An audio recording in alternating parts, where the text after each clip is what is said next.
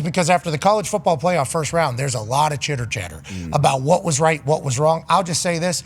I was pumped that the world got to experience some home field advantage, and I was excited that one of these games, or a couple of these games, took place in cold climates. You know, like anytime you deem a national champion, it's always in a warm climate, always has been. And, you know, these Big Ten teams and us teams from the north, you know, they have to deal with, we're a bunch of SUVs. So you got a bunch of SUVs taking on like exotic cars in the warm in the national championship, and they've said, well, we've always dominated in the race. It's like, yeah, no shit. That's because the way we've had to be built to get through our entire season, to manage the weather that we have to go through, a little bit different than what you guys have to go. And I thought that was on display this past weekend. Now, I didn't just pick Ohio State to win because of the cold. I also picked it because I'm from the North. Sure. You know, and this is one of the first times, long times, you know, where a North gets to host a situation. But the cold was very apparently an X factor in this game. I would like to say congrats to the Tennessee fans. You guys showed up and showed out. That was awesome. Yeah. That was awesome to see. Legitimately. College game day showing up in the morning loud. Obviously standing out there in the freezing ass cold. And then they did invade that stadium. Now, I think it was about 30,000, so about 30% of the people there were Tennessee Volunteer fans. And they weren't given anything to cheer about, basically from jump all the way through the end of that particular game. And yeah, some of them were leaving before the game was over. I think they were about done being that cold and watching their team get their ass beat.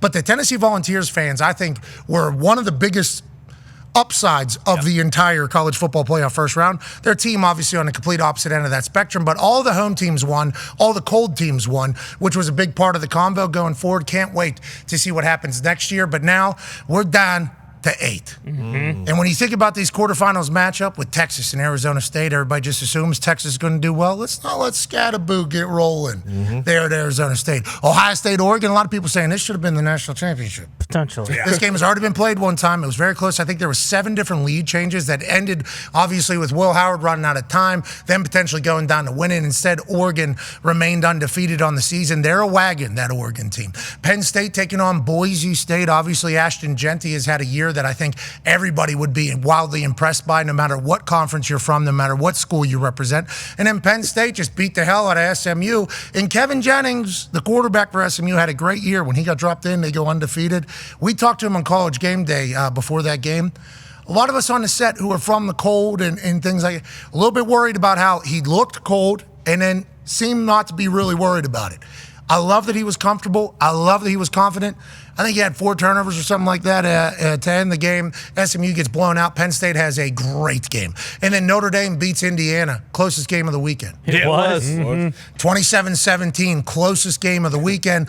Everybody still has Indiana's name in their mouth, including Kirk Herbstreit, we'll talk about in the entirety in the second hour. Notre Dame has to take on a Georgia team that's rested, healthy, and got Gunnar Stockton at quarterback, a guy who was able to lose his consciousness, have his leg get bent back like Gumby, and still pop back up. That Bulldogs team is going to be ready. I think this Final 8 is going to be fantastic. I think when we get to the Final 4, it's going to be the right 4 teams. And inevitably, I think the right team is going to get crowned national champion. The conversation is, you know, these first rounds, it was all blowouts. These first rounds wasn't good matchup. These first rounds, there was nobody sticking around because of how good the game was. They were potentially just watching to celebrate the situation. Let's go to one half of the Hammer Cowboys AP tone. Everybody's saying the blowouts is the College Football Playoff Committee's fault. What say you, my friend? Yeah, a lot of people are putting on the playoff committee, and I mean those people could be right. We have no idea how games would have went if Bama or Ole Miss or South Carolina had gone in. Now, each of those teams had blemishes on their schedule, and that's why they were not in. They lost to inferior opponents. But no, I mean, it was disappointing because obviously you want great games, you want close games, but this is not something that hasn't happened in the past. I saw a tweet from Bud Elliott, who's from CBS, who put out 12 of the 20 first-round games when it was a 4-team playoff were 17-plus point margins of victory in those. So even just 4 games, the top 4 teams in the country were blowouts in the first round. Who was it? Joel Klatt put out a tweet about the 2023 first round of the NFL playoffs.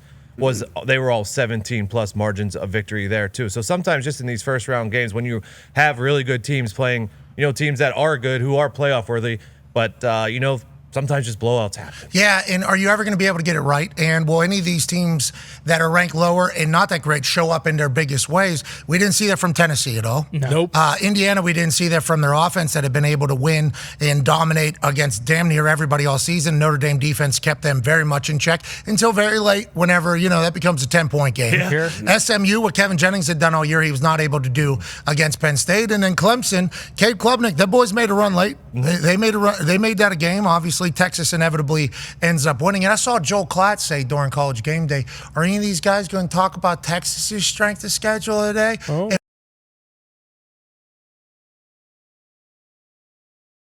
About that, if we felt like it was necessary. We watched the film of Texas and Clemson and kind of knew how that game was going to go. Now, will Texas's strength of schedule get brought up in this particular game against Arizona State?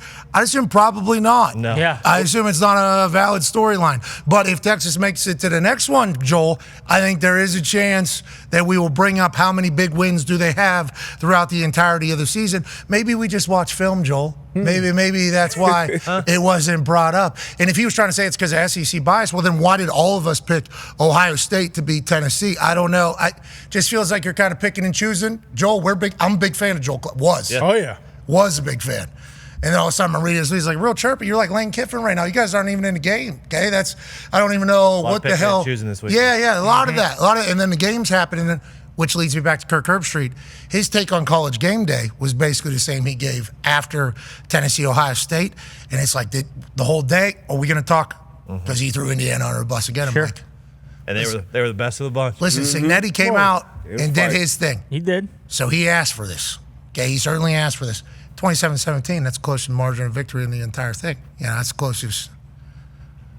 If you just take away that first 98-yard run. And the red zone interception. And a 49-yard field goal in 27-degree weather. You play one more quarter, IU wins that ball game. If football was 5 or 6 quarters, IU's winning that There's a one. chance. IU's probably winning. For sure. Gronk said it best. Notre Dame's just a better IU. Gronk said that? Yeah, He Gronk did say that. And I think he was talking like because they're in Indiana. I don't know. I loved it. I love Joel Klatt, but I did not appreciate that because he was like, what are you implying? You're saying that I won't say something? Okay, because some conference? Okay, let's all relax. I've made fun of Sarkisian's pants. I've done a lot I've done a lot of things. I didn't appreciate that from the Joel Klatt, a man who I have a lot of respect for and appreciation. But it seems like everybody has an opinion on this. Yeah. This college football playoff. That's because everybody cares so much. Yeah. And it's like the passion was real. It was fantastic start to the 12-team playoff. They're going to move it to 14. How will those games look? We shall see. Maybe the top teams are just a little bit different than everybody else. Yeah. Every single year. Without That might a be doubt. the story. Talks tables here at Boss Connor, at Ty Schmidt. You two crushed it on Saturday night. Hey, You know, thanks, I man. appreciate You it. So did you. That was a lot of fun. It really So was. cold. It was, first half, honestly, the adrenaline's up and it was really sweet and we were kind of just enjoying it. We got that clutch coffee to come in, got, a couple black coffees that really kind of got the juices going again. And then when we had to go underneath kind of the tunnel there for halftime, and I don't know if there were heaters in there, but it was 30 degrees warmer, and then we had to go back out, and it was like, oh boy, this is going to turn into a blowout real quick. Foot warmers stopped working. I dropped both of my hot hands in the tunnel running down the field. Said, oh boy, it's gonna be a bad. Where are you from? half. I'm from Iowa. Okay, where are you from? Massachusetts. I'm from Pittsburgh. You're from Pittsburgh. Now, you're a South Florida boy, but went to UConn. With how cold I was, that was literally how I was judging it. I understand that these Tennessee kids can be mentally tough and be physically tough and everything like that. Bullshit. But I was born in the dark. Yeah. I was born in the dark, and I was cold as shit. And it was like, that is an effect on your body, how you perform. That's why everybody warms up. That's like something that you actually do is you try to get the body loose, you try to warm up. Everything's different. The ball is harder, your hands are a little bit more slick. The hits, just a little bit more effect on it. And if you start losing, that snowball, metaphor intended, pun intended, starts rolling, it only gets bigger and bigger. And that Tennessee team was just at the bottom of the hill of that snowball as it was continuing to go. I think the cold mattered so much more than anything else in the college football playoff. Let alone the teams that got selected and everything, and Indiana's from the cold, but once again, 27-17, that game ends up in there. Everything else, you can't prepare for that bitter-ass cold that it was. If it would have been, 27 feels like 27, 30 feels like 27, 25. Much different than being 20s in the low 20s feeling like low teens. That means the wind's real. That means it was cold as shit. It was so damn cold out there. Well, did not expect it to be like that. And that's why we asked that question about 1,000 times leading up to these games with everyone we had on. And a lot of it was just like, well, listen, we're not going to be affected by the cold. It's mindset. We'll play these games everywhere. Like, it is, but like, you don't get any brownie points for acting like it's not cold and just like running around and saying it's just a mindset. Wait, you telling me you don't get at least 10 points with the line when you come out and warm up with your shirt off? You would have thought Tennessee thought that was the case. A lot of teams do that, huh? I did appreciate, though, that they sold them. Everybody's talking about the cold being a factor. It's not a factor. We're going out there shirtless. Now, That guy's on.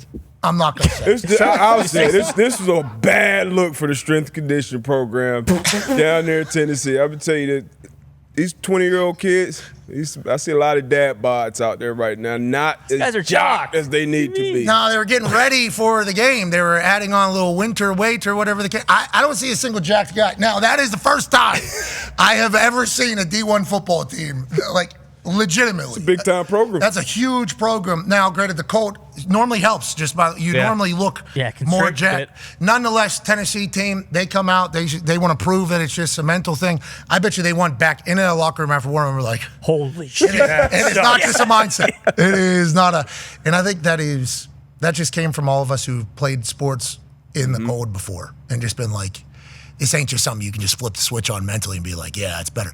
You got to be in it. You got to understand the suck and the misery, which you can't do unless you're practicing inside of it all week. Yeah. That first practice that Ohio State had in the cold this past week or whatever, that's when they have their suck. This sucks. Then on Tuesday, they're back in it. This sucks. Yep. Wednesday, they're back in it. This sucks. Tennessee was trying to get the this sucks out before the game. Yeah. They didn't even have like the full-on mental. And then Jack Sawyer, you would have thought that guy was, he's a Sunday player. Yeah. He's JTT, Jack Sawyer. They took that game over. Oh, yeah. They want nothing to do with it. Dylan Sampson, I don't know if we've still gotten an update. He's still not on the field. I guess he has certainly an injury they're dealing with. There is one player from Tennessee that we complimented throughout the evening, and we would like to maintain that here on this beautiful Monday. Nico Iamaleava is a dog. Mm-hmm. And I have very high expectations for him going forward. Every time he took a massive shot, not only from an Ohio State guy, but also from the turf, which is much harder every single time you hit it. He bounced right back up. I think he's a Cali boy. Him coming into that, handling it that way, I think is great for their future. Congrats to Tennessee on a great season. Got your ass beat in the cold. That's going to happen in these playoffs.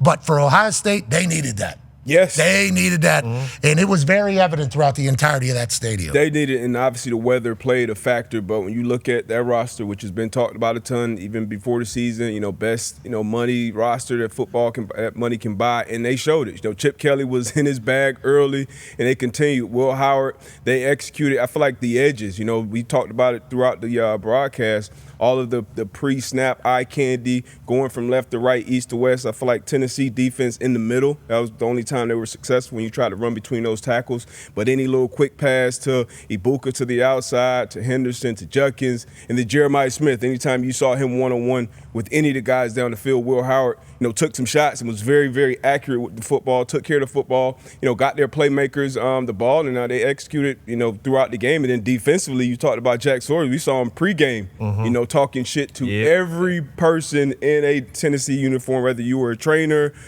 male, female, short, tall, lineman, running back, it did not matter. He talked to everybody going into that locker room, kind of setting the tone. Obviously, had the bad loss against Michigan, but they bounced back. They needed this in a big, big way. I saw this clip was posted, obviously, on X, and a lot of people's first one was, going to be awesome when they get their ass beat. Going to be awesome when they get their ass beat. Going to be awesome when they get their ass beat after seeing Jack Sawyer act like that.